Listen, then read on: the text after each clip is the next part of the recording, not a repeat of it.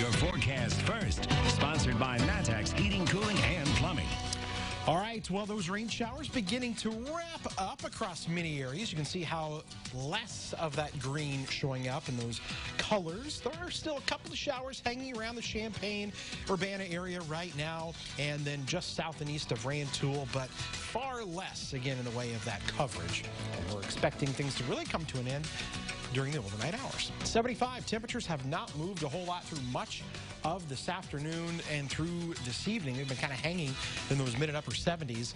We'll start out in the low 70s, find our way to 80 degrees by 10 a.m. The sunshine returns and the heat cranks. We'll let you know what the hottest day could be this week. Coming up, WCIA 3 News starts right now. Now from WCIA 3 News. Yeah, we just don't want to lose anyone that way ever again. It's a railroad crossing with a deadly past. Now city leaders have a plan to keep it from happening again. Plus, some in one city are already looking ahead to school, but they say getting there might be dangerous for their kids. We're being viewed as this awful organization that is removing jobs, from people with disabilities, and that's not true. But the move to pull paychecks from workers with disabilities in Illinois isn't sitting well with many, including a candidate for president. You're watching your local news leader. This is WCIA 3 News at 10. We are trying to do everything that we can to ensure that it doesn't happen again.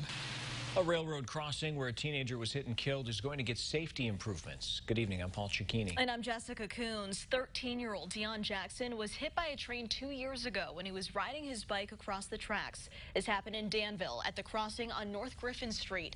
Tonight, City Council approved a plan to install crossing arms and other warning signs to make people more aware of their surroundings. WCIA 3's Jennifer Jensen is in our newsroom. Jennifer, this project has been a long time coming. Jessica, it took years to approve the plan and designs through the railroad company, but that time has finally come. The painful memory of a teenager's death remains in people's minds years after it happened. But it was also very upsetting to know that it was a child, and it was a child who was on a bike trying to make a crossing before the train came. 13-year-old Deon Jackson was struck by a train while riding his bike across the tracks on Griffin Street in Danville. There were no crossing arms to stop him. His death made city officials realize that needed to change. No, we just don't want to lose anyone that way ever again. Mayor Ricky Williams says crossing arms will be installed over the railroad tracks and over the pedestrian crossings on the sidewalk. It would be nearly impossible unless someone literally were to walk or drive under or through the gates for them to get through. Right beside that railroad crossing is Garfield Park and the Boys and Girls Club.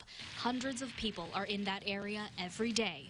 Boys and Girls Club Director Rob Gifford has made some frightening observations. The trains through here are nonstop from early in the morning till late in the evening, and you see kids and you see people driving that try to beat the train coming by, crossing quickly. He hopes this could be the difference that saves someone's life. Maybe people will take notice and have to stop and have to take notice of those things happening, and there won't be any more accidents. The city says traffic might be reduced to one lane, but the crossing will not be closed during construction. The project should be done by the end of this year. In the newsroom, I'm Jennifer Jensen, WCIA 3, your local news leader. I'm sure a lot of people will be glad to see it happen. All right, Jennifer, thank you. The project will cost about $99,000. That money is coming from the Federal Community Development Block Grant through Housing and Urban Development. Several law enforcement agencies were searching a farm in Warrensburg today. It was happening on North Glasgow Road. The Macon County Sheriff says the search is related to a cold case from the 90s. We know it could be related to the murder of Pamela June Ray. She was killed in 1992 in Florida. At the time, police said Mark Reeby confessed to killing Ray, but later recanted. Reeby moved his family to Warrensburg after Ray went missing.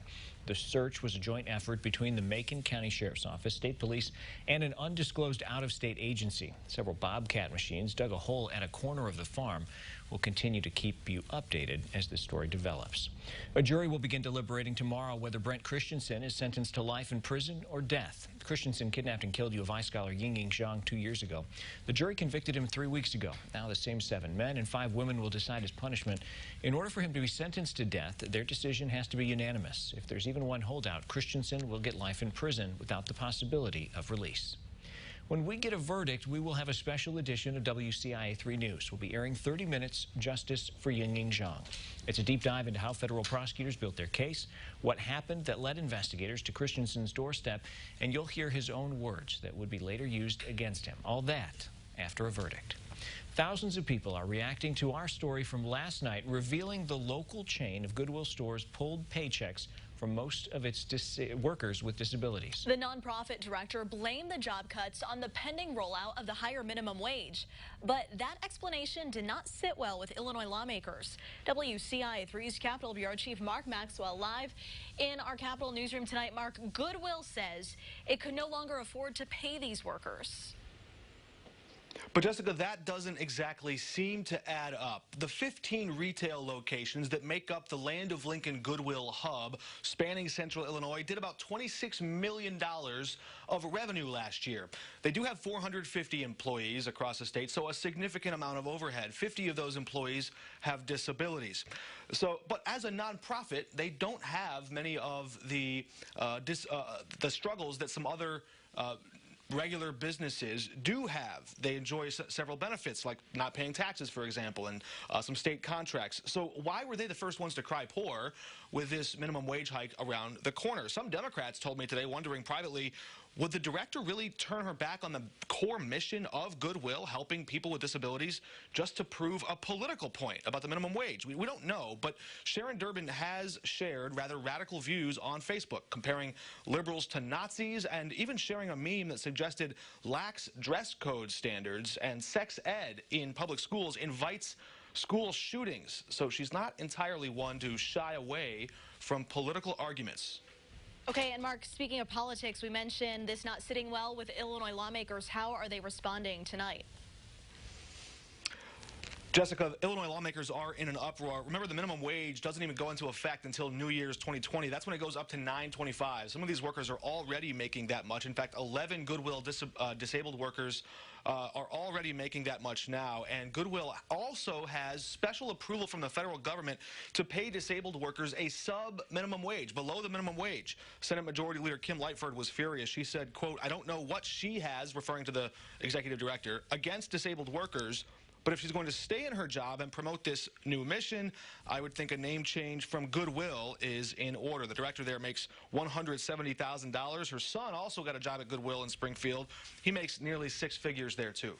Okay, so Mark, you've laid out what's going on. What happens now? And some people wondering, is this a case of discrimination? So I'll answer those in two parts. First of all, the organization itself saying quiet tonight.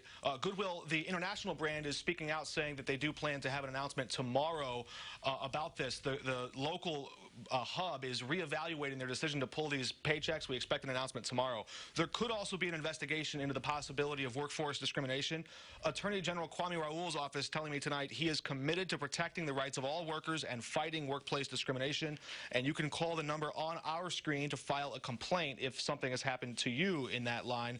The Senate Human Services Committee in Springfield also plans to investigate how Goodwill was spending state funding, and politicians already debating a number of issues that really allowed this to happen. One of those politicians running for president of the United States. Tonight, Vermont Senator Bernie Sanders retweeting and promoting WCIA's story. He's calling for an end to the sub-minimum wage at the Federal Department of Labor. He wants to do away with that and make sure that all disabled workers have a full living wage. Jessica? All right, Mark, I'm sure you'll keep us updated. Thank you so much for breaking that down.